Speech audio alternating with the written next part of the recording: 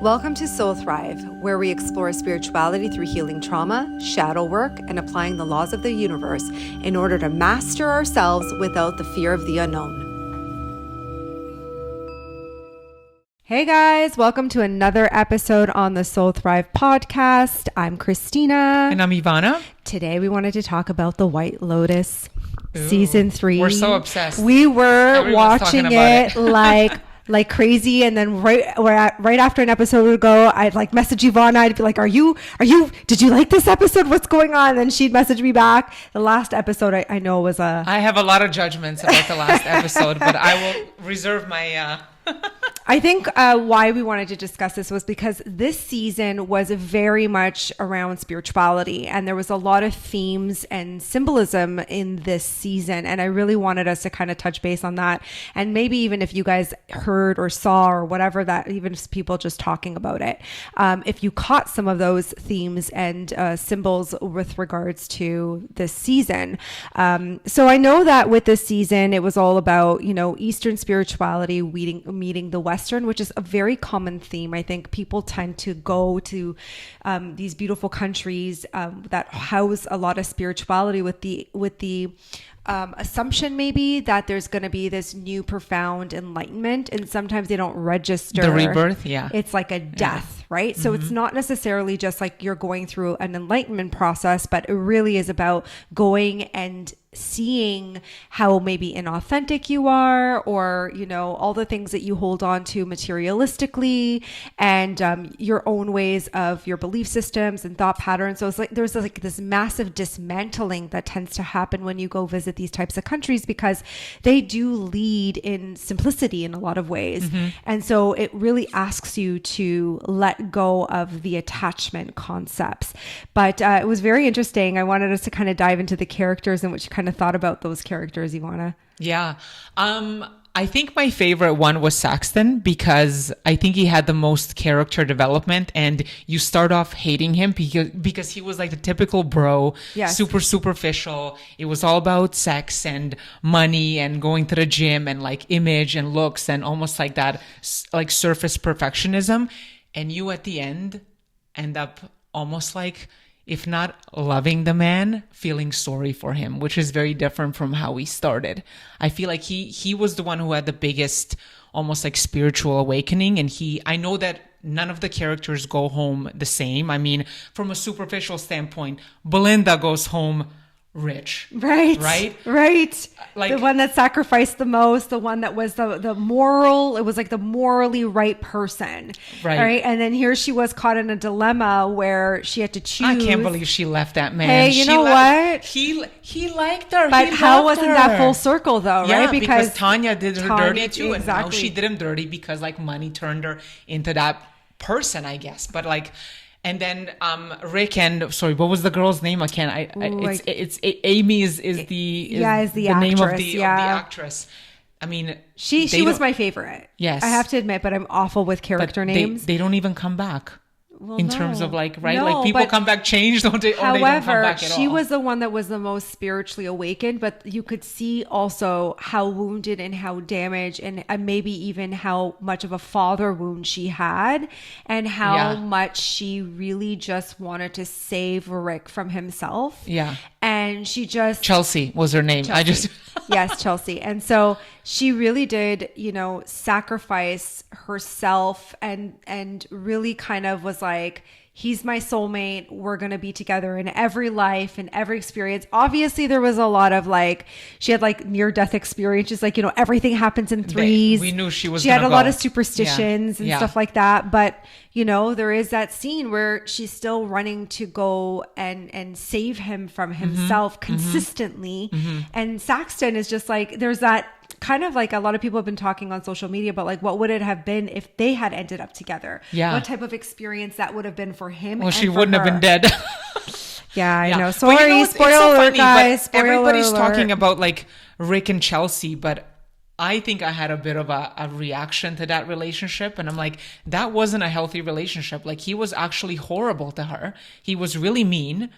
And like it was only towards the end that she got a glimpse of any kind of like acceptance from him. He was treating her like a prop. It was like, why was she even there? Like he was always constantly annoyed at her and then at life. Yeah, but how many people do you know have been in relationships like that? That's like Well, the that's what I'm symbolism like, of like so much, and just her being, you know, like desperate for. It's not only just that, but like she was the one who read all these books about spirituality, and she read all of these self help books and all the self development. She was into astrology too. She was into the astrology. She was into all these things, and that still didn't save her from a situation where she could have chosen differently. Yeah. Which is also kind of like the bypassing aspect that I tend to talk about. It's related.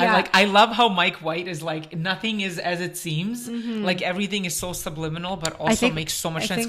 How many people do you know that are like a lot that are like, oh, I'm spiritually, you know, this, and I'm doing spirituality that, and then there's no application. And you're like or an constantly embodiment making terrible of it. choices. But she was also like, I guess, a sacrificial lamb in a lot of ways too. Yeah. And that was really sad. She talked, I remember the last episode called Amor Fati. Yeah. And that really just meant a lot about like embracing one's fate, which is kind of the theme when it comes to spirituality and death and rebirth anyways. You have to get to a certain point where you have to accept your fate. You have to accept your circumstances. You have to accept what's going on. And you could see all these characters come on this island with different perspectives of how they want to be and like what their objectives actually are. And some of it even is just like, think about the daughter who came with like full deceit, right? She was like, oh, I had a thesis to write. Yeah. And then in the end, she's like, well, I want to spend here a whole year and do this. And then she goes back on it in like one night. Well, because the mother, who I think is our favorite, by the way. Yeah, she's the best. She, you know, knows her kids, and she's aware that there is this, you know, version of her daughter that can't live in this poverty. And but what an awakening it's going to be for them, because the reality is they're going home to like literally losing everything. Yeah. Right. You know what I thought was also interesting? So Lachlan, the youngest, there was a line where he says, where he got cut off.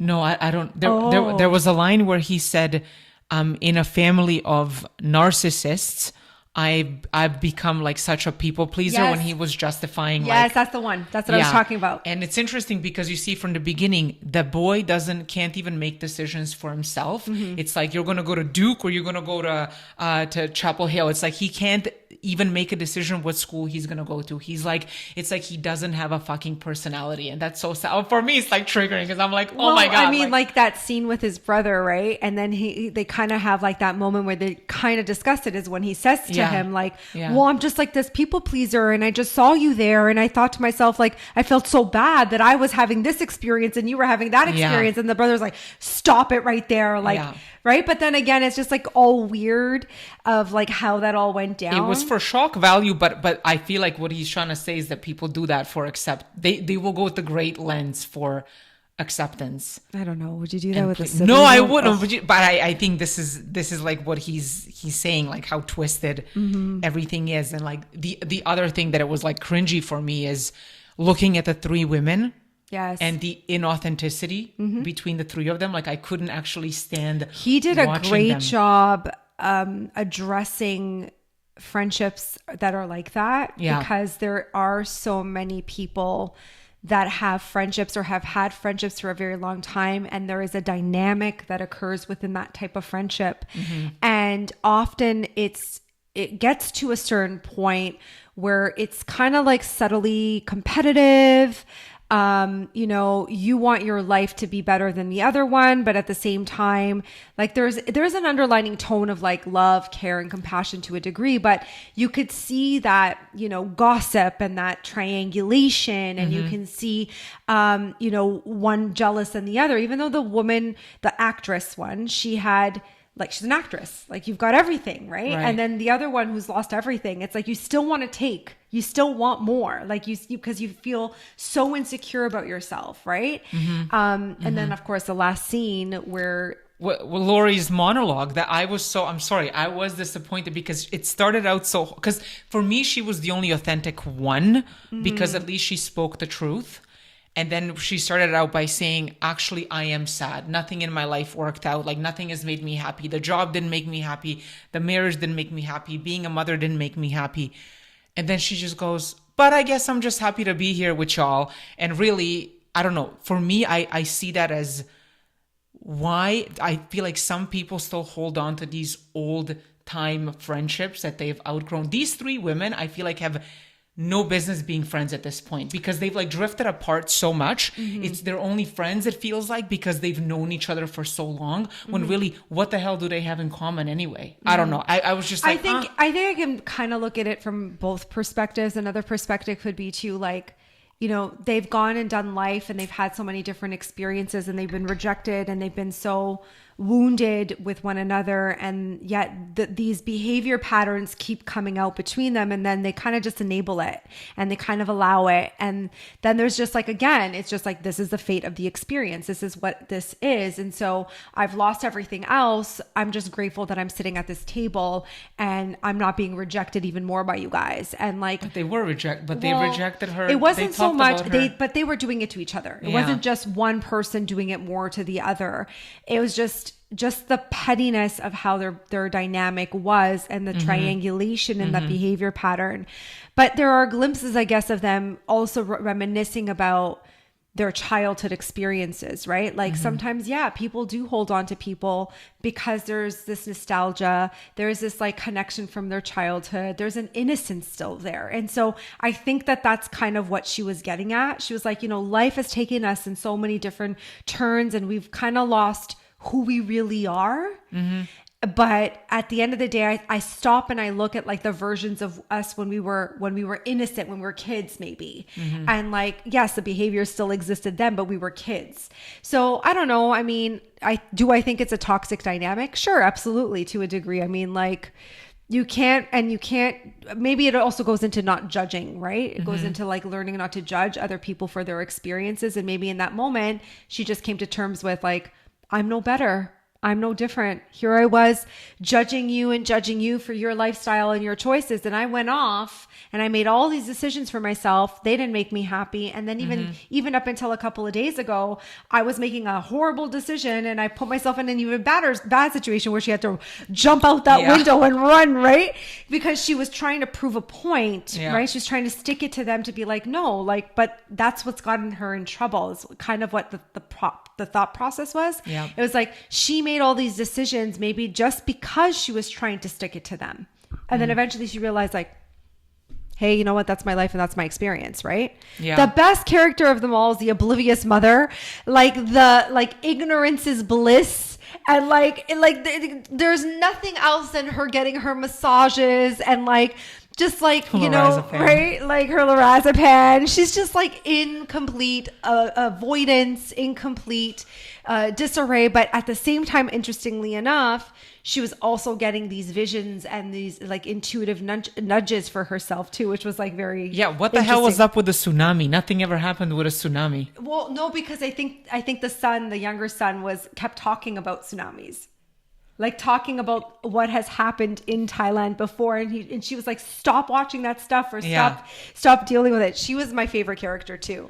But do you have anything else you want to add? No, it's interesting because earlier you said daddy issues. And I read somewhere that Mike White actually had a very complicated relationship with his father. Apparently he came out like when he was an adult. Oh, okay. And the daddy issues were also part of the themes. I mean, didn't Tim at one point also say how he could never live up to his father's expectations? Yes.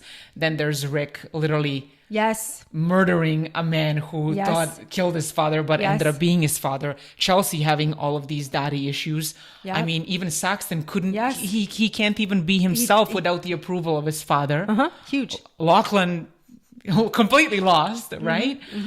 So I feel like the daddy issues are, it's a big theme here as well. Yeah. I think too, the other thing that I liked about the spiritual aspect, you know, the dad, when I look at the father wound in general, I'm always thinking about your connection to God and faith and like belief.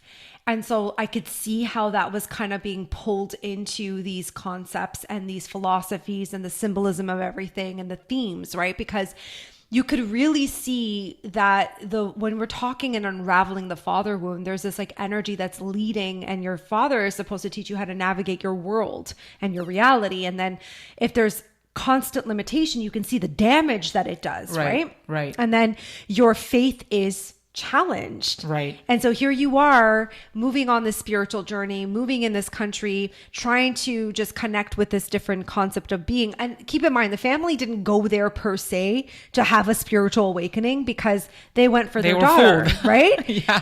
But everybody else went there with a motive, with an underlining motive. And you can see how this unraveling started to happen and these wounds started to show up. And then it was really about Amor Fati. You have to face your fate, whether you like it or not. And this father wound, for me, when I think about it, it's like that's the spiritual concept there too, where like, what's your relationship to your faith and to your fate? Like, you can't outrun death at the end of the day. Right. And so I think when people are choosing to live inauthentically, or chasing status or money, or, you know, trying to even find enlightenment through that spectrum. And we know a lot of people in the spiritual community, they're like, it's all about the money. It's not so much about the awakening. It's all these people self-help. You just want the comfort. You think that that's what thriving is. And there's not even there's nothing wrong with wanting abundance and money and all of that. But if that's the thing, the number one leading factor, there's never any sense of fulfillment. Right? Well, none of them seem fulfilled. I mean, even the rich people. Well, that was the whole point. And then Belinda, who had the simplicity and had the way of operating like that. But that I liked, because it was like, what are you going to choose in this moment? Like, here you have a choice where, what are your morals? And you saw how quick she changed and she manipulated that moment, that one little moment with her son. And she was like, go back and play this game. I'm acting like this. And then you're going to go back and you're going to seal the deal. That was so out of character. But is it? Well, like, based on what we knew could she have been in that victim mentality mindset? Who knows? Yeah. And then she was like, fuck it, can I just be rich for once? And it's like, okay. Hey, I also like the karmic aspect of things. He kind of intertwined the monkeys, which I thought was really cool too. The monkeys were interesting. But it was greed, hatred, and delusion, 3 factors that he kind of put in. You could see even on the boat, the 3 kids, one was, you know, had sunglasses on, the other one had their headphones on, the other one was like kind of down reading a book or whatever, hear no evil, see no evil, speak no evil kind of concept. We even saw the monkeys throughout the whole entire show. And then that obviously created a symbolism. What was this? Yeah, well, it was the underlying anxiety that everybody felt. Right. And that the monkey nobody mind really wanted to face. And then the Buddhist and the monkey mind. But every time the monkeys were part of the scene, you could really feel it's like that anxiety that none of them, it's like they were all running away from themselves. I think there's also an aspect of shame. Obviously, like the sexual shame was a big part of that one episode when Saxon realizes what happened the night before. But overall, it feels like none of them are authentic, because they all carry so much shame about who they are. Well, and they're either running away from something, or running away from pain, or running towards something that they think is going to make them feel better. But even the local guy that was the guard. Yes. So even though he was, you know, he had the Buddhist philosophies, and he was like, I don't want to harm anyone. I don't want to do any bad to anyone. I'm not a killer. And then for a girl, like, you know, he kind of was like put in the predicament that she didn't find him attractive enough, because she wanted to be with an ambitious type of guy, and she thought that that's what he had, ambition or motivation to protect, which kind of goes into like the concepts that I think women think sometimes. We think we need like a strong man figure, but again, it's that father wound, authority figure, the disciplinary aspect of things, right? The leader that we're always looking for. And so she really emphasize that. And in the end, he was kind of, again, at that fork in the road where he either shoots Rick or he lets Rick go. And like the letting go like perspective is like my philosophy is the way who I am authentically. But shooting him means and in the back unarmed, which was even worse. Yeah. And so you do that and then you get promoted.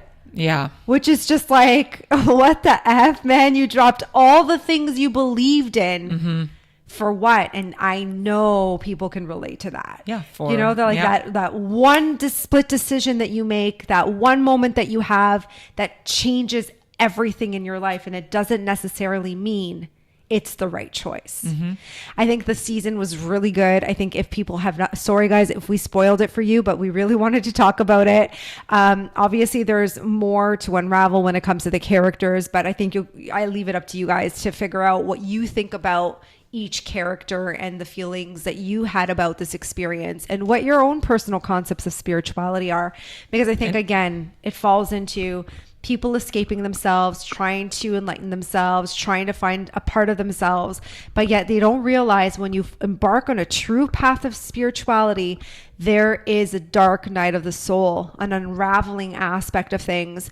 And that's when you will face your demons, the darkest parts of yourself. And we saw that with the dad. We saw him facing. I mean, he had suicidal ideation as well, right? To the point where he wanted to kill his whole family because he thought that was the only solution for the problem. Yeah, no wonder. I mean, it's interesting. I've felt this way when I first went to Bali, and we talked about even my experience there and having gone back there 3 times. It attracts the lost. Yes. And I don't know how many of them actually end up doing the work, but like you always end up coming back a different person, because like the vibration of that part of the world, that environment is so different from what you're used to. Like even the pace of life, like even the pace itself, like it's almost like the time doesn't exist, which is weird for someone like me. So I know that every time I've gone, I've come back a little different, but yeah. It's that concept of escaping to find yourself, but then not really willing to like look into the dark parts of yourself. And that's what the show is all about. And I feel like because it became so popular, it's popular for a reason. I think subconsciously we all can resonate with so many of these themes. Yes. Because when a show is that big, when a show becomes such a huge part of culture, I feel like people are attracted to it and they don't even know why. Like they must be attracted to even the traumas, and they're just like not aware.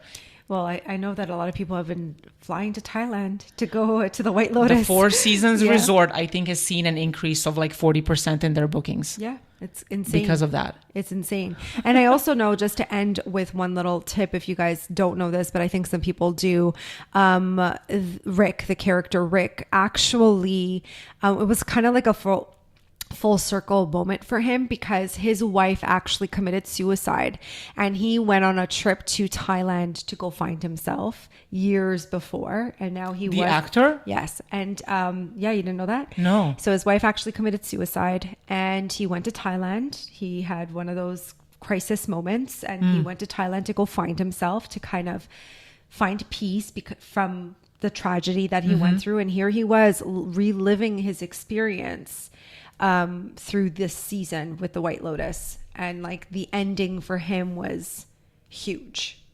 Yeah. Oh wow, I didn't know that, because I know he's married now. I guess he's remarried. Yeah. And he was also, it's interesting how he talks about Chelsea, or the actress who plays her. He said that when they met, it felt that they've known each other in their past lives, like they've known each other for at least 1,000 years. So they had such a crazy connection. And they'll always be friends, which I thought was so cute. Although I did hear that they have unfollowed each other on social media. What do you mean? The drama. I don't know. That's what I heard. I heard that there was some drama there. I must check it right away. Okay. Well, you get back to me on that. All right, guys. I think we had a good time with this episode. All right, guys. Take care. Bye. Bye.